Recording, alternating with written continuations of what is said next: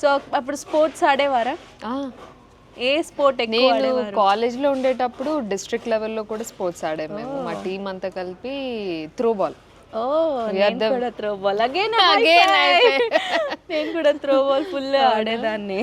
మేము డిస్ట్రిక్ట్ లెవెల్లో ఆడి విన్నర్స్ కూడా అయ్యాం. Oh nice nice. So all rounder అయితే మీరు. ఏదో అలా.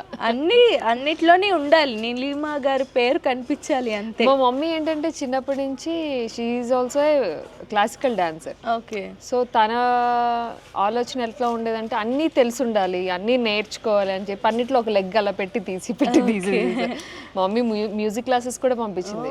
బట్ ఏంటంటే నేను రియలైజ్ అయింది, హే నా గొంతు మ్యూజిక్ పడదు, ఈ బొంగురు గొంతు పాడితే మామూలుగా ఉండదు. Voice is really sweet.